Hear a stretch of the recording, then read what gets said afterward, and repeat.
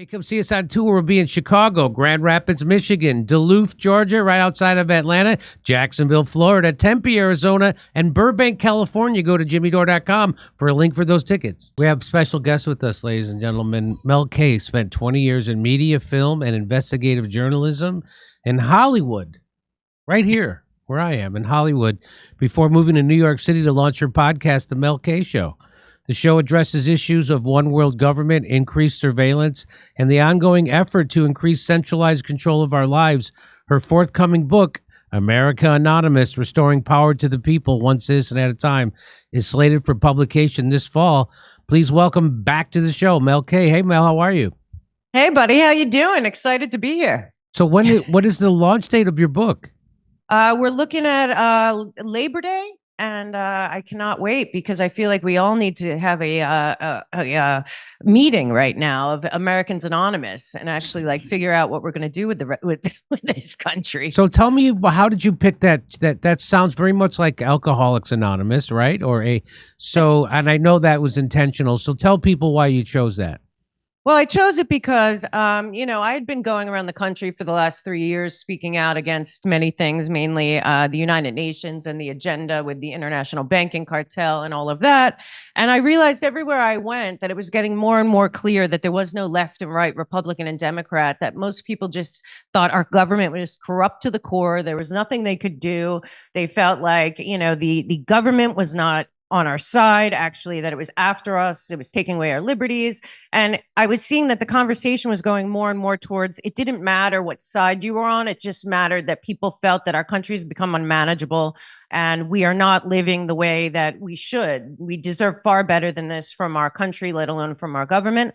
And I decided we needed an intervention because I believe that we are all addicted to conflict and chaos by design, that there are actual pushers and dealers and, people all over the world that would like us to be fighting and hating each other.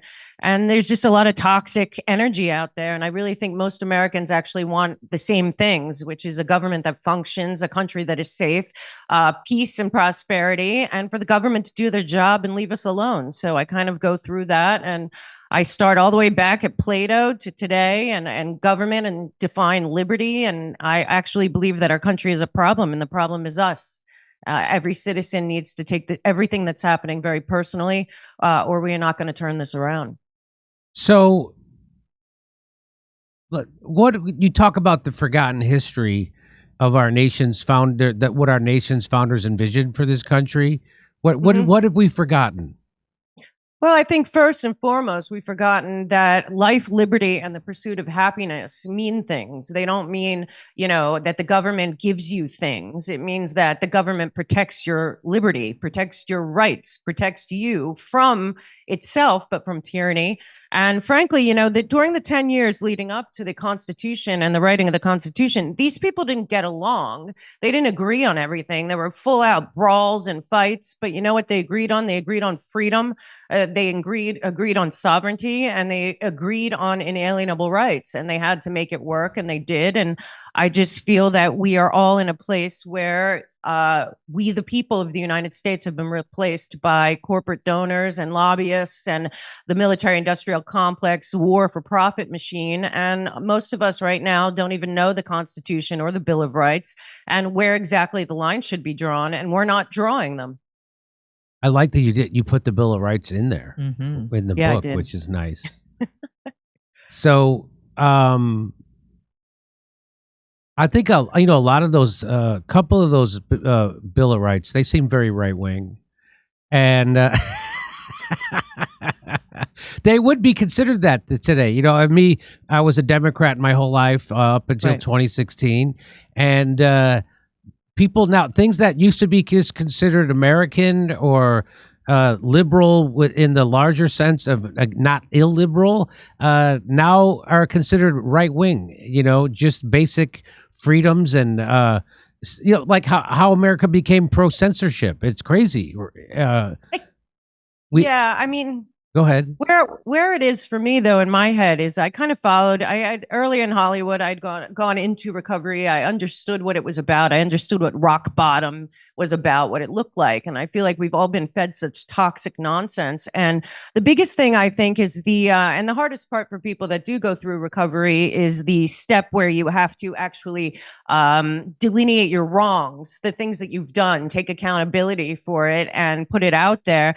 And I have a whole chapter called Sick as Our Secrets. And I think that the biggest problem in America is that we are fully sick as our secrets. And at least since 1963, but before then, but since 1963, we've had a cover-up operation being run by our government that has kept the people in the dark, that it overclassifies. And, for reasons of national security, I go through and I say that has always been used to cover up crimes by our own government. And if we don't just get really honest about what our government has done here and overseas for now decades, then it's never going to go away. And frankly, the intelligence community reinvented itself after the unconstitutional Patriot Act. And now we have a big brother nation that is spying on everyone and anyone.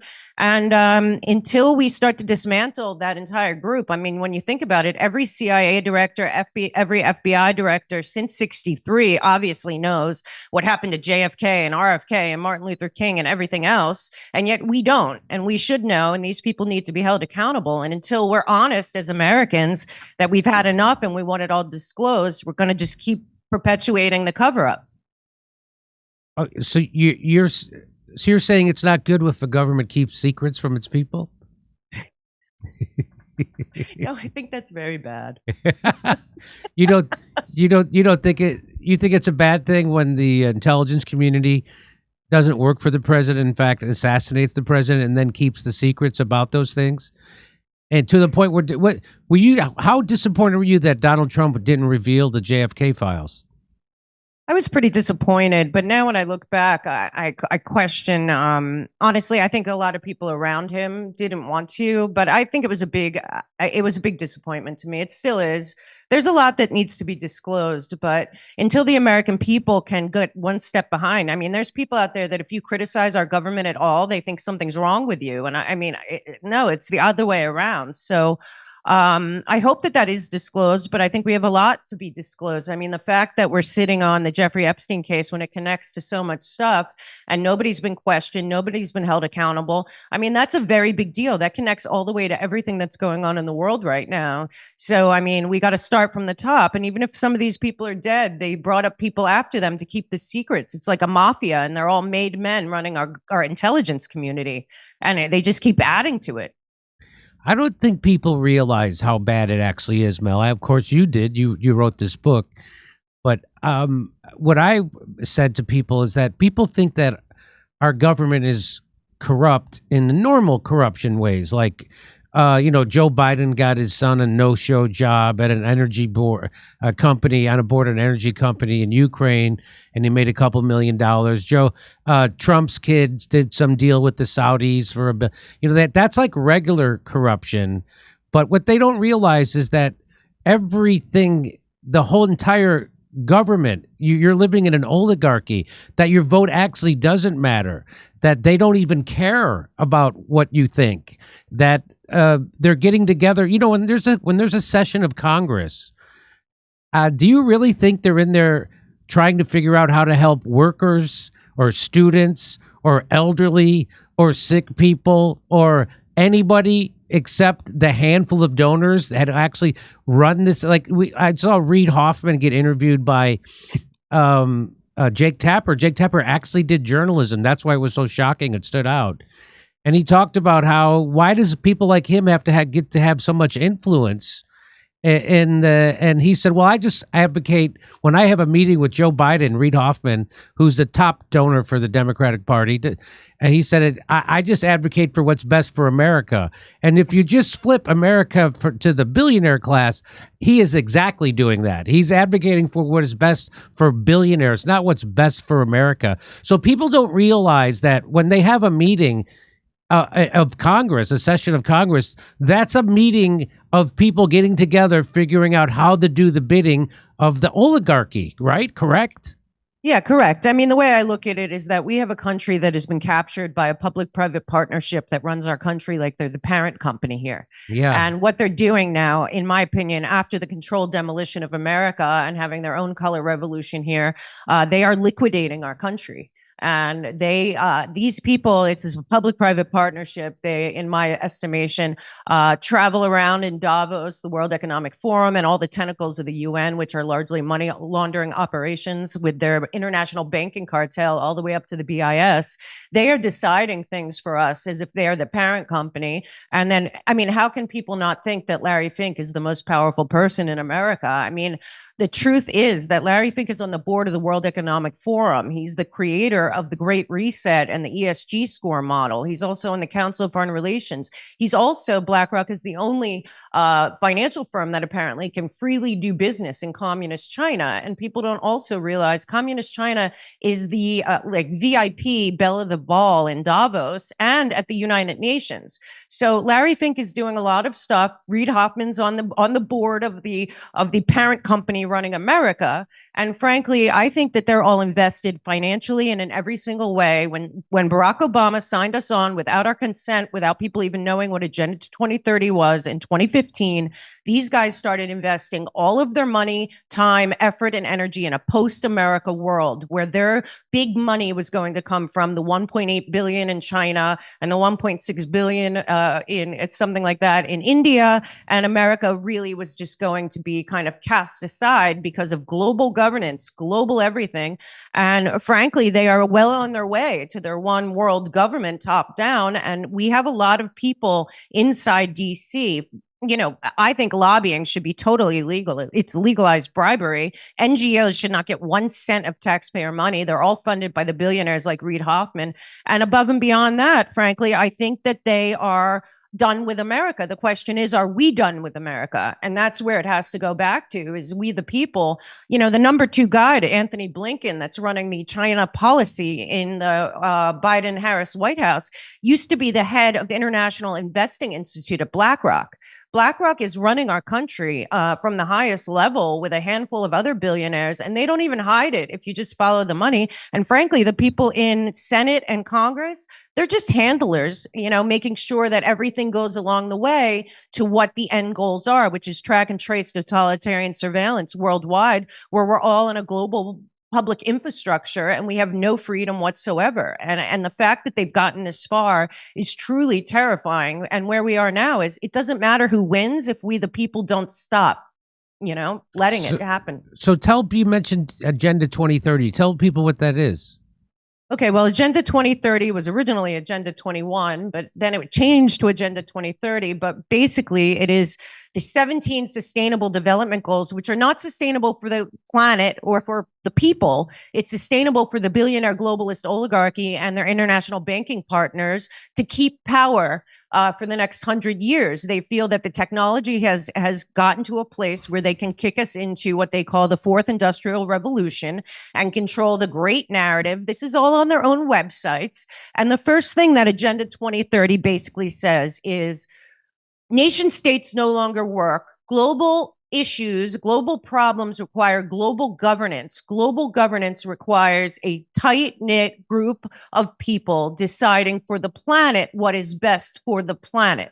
And so basically, since back in the 90s, when the whole nonsense with, Gore and Clinton and Rio and global warming and global war and global pandemics and all these, different agencies of tentacles of the UN octopus of global control just started kind of squeezing that we're global citizens, we're global, everything's global. Well, that's because if we accept that there are no nation states, then they win, because this has been planned out for a long time. It goes back to Rockefeller and Kissinger and Brzezinski and all of their acolytes. It infested the Poison Ivy League and a lot of the unions with the idea that we, the people, are not qualified to have auto-determination as promised in our Constitution. But frankly, as Rockefeller himself said in his memoir, that a moneyed class of bankers and intellectuals are far more capable of running this country than these people that want to auto-determine their future. And frankly, they've worked since they established the UN.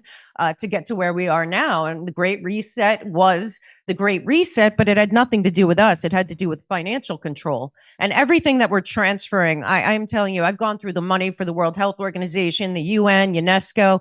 These are huge money laundering operations. You can barely find where the money goes. And then if you get to USAID and IMF, I mean, the opaque Bank of International Settlements, that's the enemy of all of us. That's why I'm saying there is no left and right, black, gay, straight. Doesn't matter. To them, we're the problem. The humans are the problem. Limits of growth. They have a false, narrative of scarcity that's not real. They're coming after our water next, after the carbon. And frankly, it's absurd and ridiculous that at this point they're still even allowed to operate, let alone anyone involved with that cartel has any position of power in the United States or anywhere else is what is wrong with this country. So who wrote, so this is a document, this Agenda 2030. This is a document. Yes. Who wrote up this document? Well, it came out of the United Nations all the way back. This is, most people don't realize, Kofi Annan, all the way back in the day, announced that the United Nations and the World Economic Forum were changing their model to a public-private partnership, which means that the global multinational corporations are now in bed with the global intelligence agencies, which are now in bed with big tech and all the partners of the World Economic Forum, pretending that the United Nations is actually, the front group, but really it's the multinational corporations and the funding mechanisms that have taken over everything. And frankly, their biggest business is war. So as long as they keep going down this path, I think and they do all their stuff in meetings. I think the hard part to really realize that there is actually a global billionaire oligarchy running everything is not just the lockstep movements of the Great Reset, which was obviously COVID-19 as well. But I think that you have to really look at why we are in a place right now where we're being told that everything has to be monitored and tracked and traced and surveilled, and water and electricity and oil and gas and all this is disappearing. And that these people somehow, if we transfer them all of our wealth through these big programs, will somehow save us when they're the ones causing it. So, I mean, this all goes back to, Club of Rome and all these groups. And the problem is, unlike the Nazis in Germany or Mao's China, this group has no allegiance to any flag, any race, any religion, any country, any people. They are power for power's sake, straight out of 1984.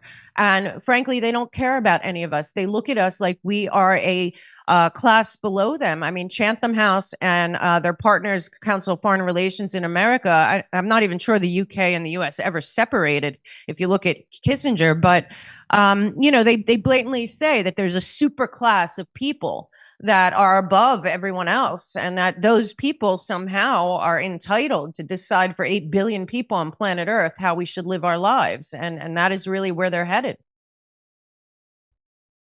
Like, this is more real than people like to regular people who go to work 10 hours a day and 6 days a week.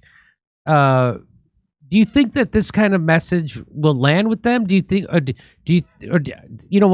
I toured Europe, I will say that it was the same thing, that people like what you're telling me, the people who came to our shows felt that way too, that there was an international cabal of billionaires that are running things, Jeff Bezos, Bill Gates being two of them, people like the Reid Hoffmans, the Peter Thiels, that they're actually the people in control of things, and they could feel it. So do you think regular people know that?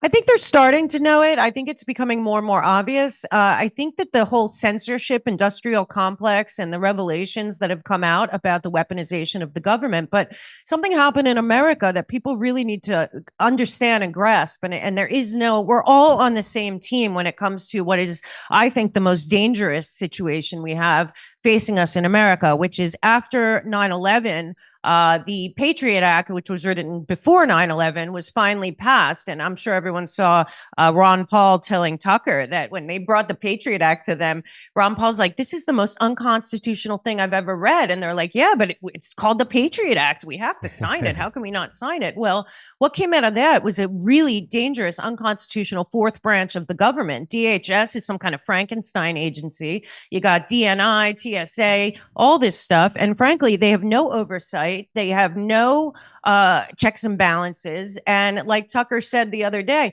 the entire three branches of government we're supposed to have are terrified of this intelligence community that functions above our government. And frankly, I think they work for the international banking cartel and the parent company running America. And then they have a whole lawfare team. And that came out of Eric Holder and Obama establishing the National Security Division of the DOJ, which is a partner of the NSA and DHS. And basically, they have no oversight whatsoever. And so as I had on two guys that were NYPD cops at 9/11, then went into the counterterrorism for the FBI. And then they came on my show. They told me right now, all you have to do is write up a report that somebody might be a national security risk or a domestic terror threat, and they will open a file on you. And NSA and DHS have a deal with all of the big tech companies, and they can go in and get anything they want. And if they can't get it there, or it's unconstitutional in some way, as if they care, they have a partnership with the NSA and the NSA's counterparts in all Five Eyes nations. So they'll just get the people in MI6 or in Australia or Canada to do their dirty deals, violating the Constitution. And I just feel that every person in America right now is in serious danger and of being in a digital gulag like China. And frankly, I think the same guys that run the parent company of America, like Eric Schmidt and Fink and all them, built the surveillance state actually in China in order to eventually expand it throughout the world, which is what Bill Gates and his friends that are behind the digital public infrastructure, I believe, hope to do as soon as they get their next term in office, God forbid. And so, the way this breaks down and it affects you. Let's say you want to protest for something. So look at what they did to the truckers in Canada during COVID, right? So they immediately called them Nazis, white supremacists, and then they shut down their banking. So that now they can't do anything. They can't put gas in their car. They can't buy groceries. They can't pay their mortgage. They can't do anything, right? And then if they thought you helped those people, they shut down yours also. Now, a court has since ruled that was against the Canada's constitution, but it's a little too late, right? Yeah. Much too little, too late. And so, in the United States, when Barack Obama repealed habeas corpus, which is what he did in 2011 through the NDAA Act, Section 1021.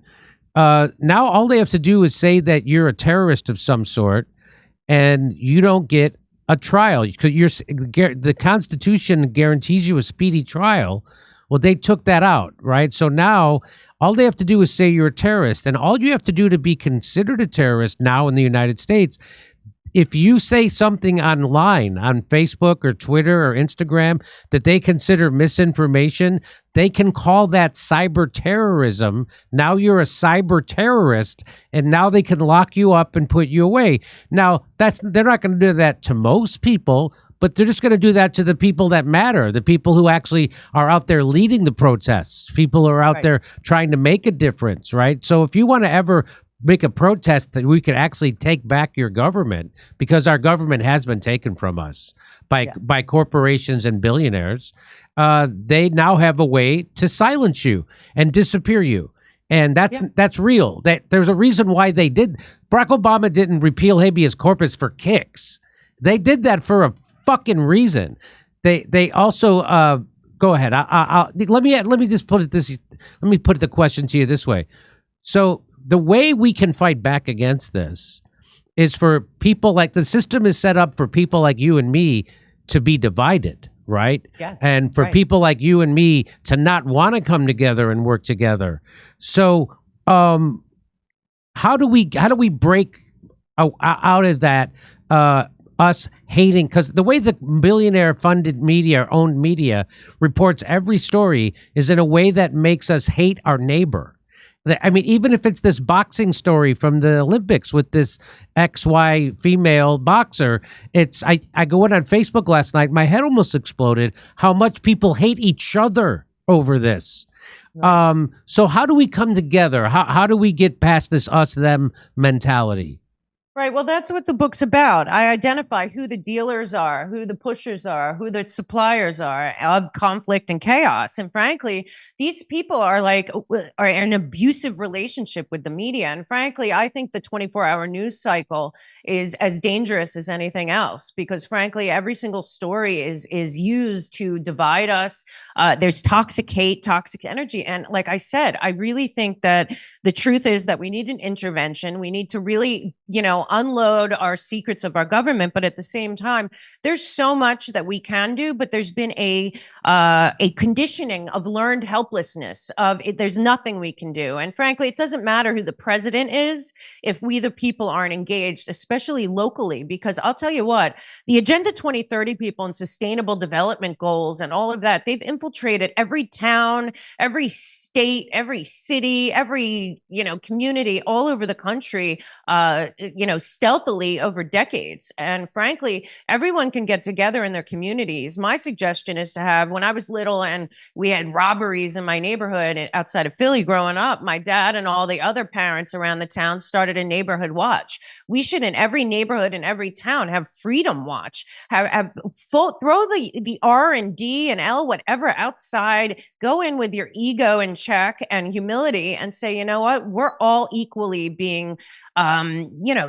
really, in many ways, abused, not just by the government, but by the media. We're not talking to each other. That's exactly what they don't want. They don't want us to have fellowship. They don't want us to see eye to eye. Many of us can agree on, the overstepping of regulations and surveillance and all these different things that they're doing on a local level. And I just think we have to start taking it very personally. When I say that people that walk into, say, Americans Anonymous meetings, the first problem is to say that, our country's become unmanageable and there's a problem. And the second step is the problem is you, is me, is us. We, the people, have power, but we don't exercise it. And that's because, we're exhausted. We're, this debt slavery, all of this stuff. We really have to redefine our relationship with the government. The government should not be treated like celebrities. They should not be, we shouldn't know their business. I don't want to know what they do. They should be doing their jobs and going home. And the truth of the matter is, we do need to go through and look at what's unconstitutional in terms of these giant agencies and everything that's going on, because many of them can be gotten rid of. And at this point, it is really about decentralizing yourself from the government. The less you're dependent on the government, the better off your life will be. And it's the people that believe that they should be building strong communities where they know their neighbors, they're invested in their local space. That's a big reason I think that Blackstone and all these BlackRock are buying all the single family homes. If you have no connection to your community and your schools and your local area, you don't have a connection to the country. If you don't have, there's just so much that's going wrong. And it's really, at the end of the day, up to us to change our behavior, our habits, are what we do every day in terms of putting our families, our friends, our communities, our neighbors first, and letting the government really do their job, but stop treating them like they are above us. I mean, I would never have gone into politics. I'm sure you wouldn't have either. I don't know these people, but I also know that they're not smarter, braver, more educated, or better at deciding how to live my life than I am. And we really have kind of ceded our power and our freedom and liberty to a bunch of people that really should be just working for us. So I 100% agree with everything you're saying, but how do we hold our elected officials accountable? How do we get past that juggernaut? Do you have any strategies for something like that? Well, yeah, I have a lot of them in there. A lot of my things in the book are from people that were, I have a couple things from people that were MK Ultra to mind controlled, on how they kind of they don't like calling it deprogram, but how they kind of work their way through. There's a lot of things people don't realize, that we don't write anymore with pen and paper, and we don't journal, and we don't do anything. And there's, this saying, if you look outside, you dream. If you look inside, you awaken. People need to define who they are, what they are. We are at a time in history where yesterday doesn't matter. This is a big worldwide global time where you can actually redefine who you are, what your purpose is, what matters to you, and put your energy and effort towards that. We should also go back to honoring, our potential, our gifts. There's just so much everyone can do to be a part of this new world where we, the people, are no longer subservient to a government that doesn't serve us. And there's other strategies as well, including having actual meetings, but frankly, getting to a level where you no longer identify with a tribe. I mean, I don't even know what Republican means. I don't know what Democrat means. None of the people I see out there represent me. And I think that that's the majority of Americans right now. The two-party system is a fail. And frankly, I think we should go back also to, I talk a lot about what we've done internationally and around the world in terms of why there's these migration problems and what is USAID and the National Endowment for Democracy and all of this stuff, because that is our job. Every American citizen should want to understand what is going on and what part America played, and then be standing up there and showing up at the legislature, showing up. And frankly, I don't think that I don't think that senators or congresspeople should live in Washington, D.C. I think they should have to live where their constituents are and show up to an office every day where the public can be involved and can show up as well. I frankly think that all of the agencies that should exist, and many of them shouldn't, but the ones that should be moved out of DC. The 10 by 10 cesspool of Washington, DC is not salvageable as far as I can see. And frankly, I mean, we have to do a full house cleaning, and it's not going to be anyone else. And the biggest thing, the place I think we can meet the most, is the ending of the war machine. I mean, if people don't understand, the military industrial complex is a business. And it's a business of billionaires, and it's a business of whoever puts together whatever they destroyed after. So, I hope that the first place we meet is demanding peace and get all our troops home. The project of New American Century failed. A lot of those people are war criminals as far as I'm concerned. But at the same time, it's going to be us and showing up and deciding that, I might not agree with you on abortion or, whatever else what's the other thing that they throw? Oh, the border, I guess. But I agree with most people that I meet and from all stripes on about, 90% of things. I think most people are agreeing on the border these days. I had Dennis Kucinich on my show a month or two ago.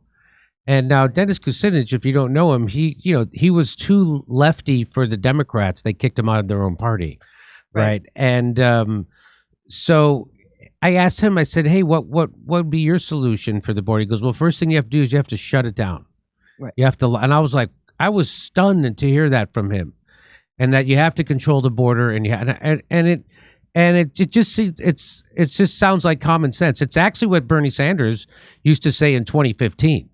Bernie Sanders used to say that an open borders is a Koch brothers scheme to lower the wages of workers. And then, of course, he got his mind right when he decided to endorse Hillary Clinton, and all that rhetoric went out the window, along with him calling for a revolution. When he ran for president in 2016, he started every speech. I covered every speech he did in California, and he would start it with, "It sounds like you're ready for a revolution." And he never said that again in 2020. Never, no revolution, no this. I'm a good boy. He got the guy who ran his campaign directly from the Center for American Progress, which is what he ran against in his first campaign. Anyway, so I think what I'm saying is I think people agree more than you think they do, especially on things like the border. And at the same time, I think that we all have to really be honest that the two-party system has failed us all. It's not real. It's a fraud. They're both in on it. It's a money-making scam. And honestly, where you say close the border first and let's figure out how to fix it, stop with the spending. Like, I think that they should stop all spending from USAID and anything that's going overseas, and audit that thing, because I really believe that we have a huge problem with our money going to things like black ops all over the world, throwing over governments, color revolutions, all this stuff. And frankly, if the American people did know the truth, they would unite, I think, behind the fact that we are all victims of a criminal organization that seems to be our government. Like, I mean, and get this stuff out of DC. Lobbying illegal, NGOs, not 1 cent of taxpayer dollars, and be transparent.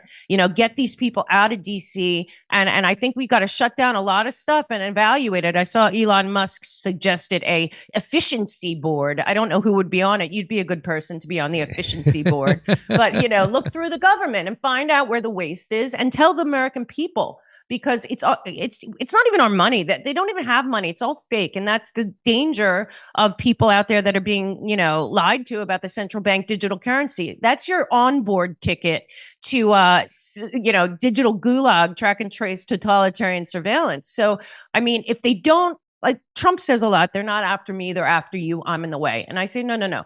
They're not after America. They're after the world, and America's in the way. If they can just get rid of America and the Constitution and those people who believe in fighting tyranny and want peace, then they can get whatever they want. So the American people should feel really, you know, proud right now that the rest of the world is waiting for us. But it's way past time for the American people to realize the division is fake. And as long as we're divided and fighting each other, the globalists win. That is what they want. It is amazing. Again, like I don't go on Facebook, but for some reason, someone sent me a link to a video. I ended up on Facebook last night, and the division in this country, it is mental. It's like if you find yourself hating half the country, they win. You now lost. You lost. If you think the problem with the country is your neighbor, if you think the problem with the country is other workers, they've effectively propagandized you, and you've lost.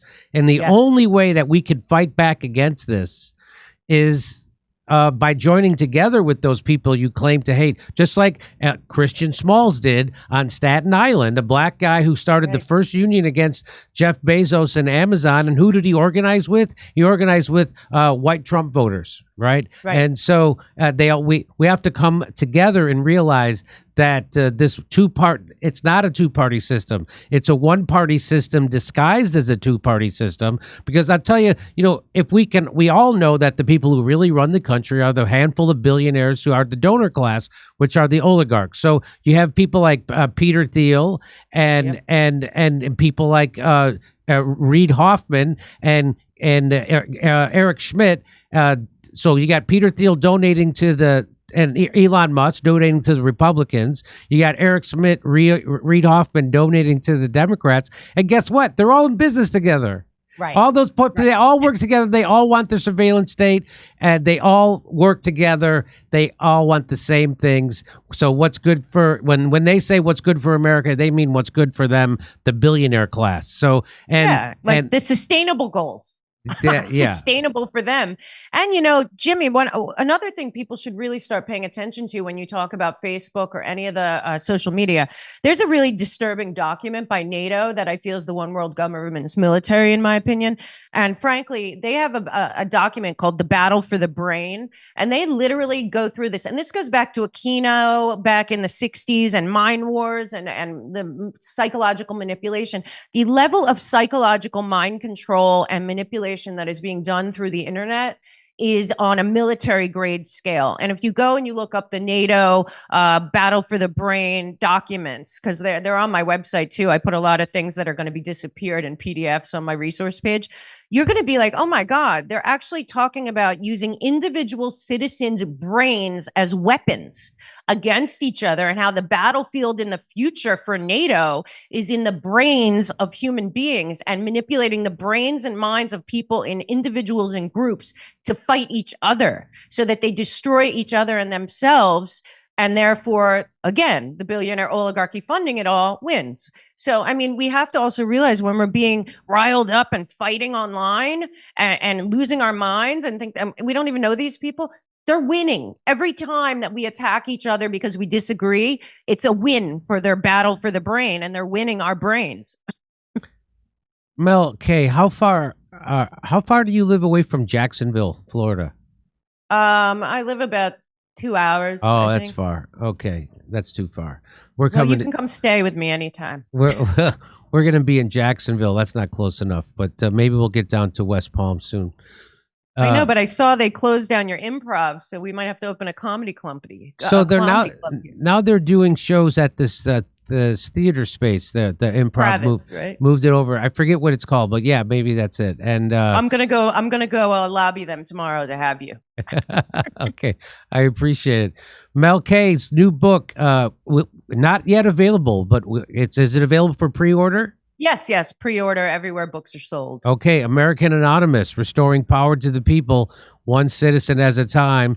Mel K, thanks. It's always great to talk to you. Thank you, sir. I look forward to seeing you. Okay, bye-bye. Right back at you.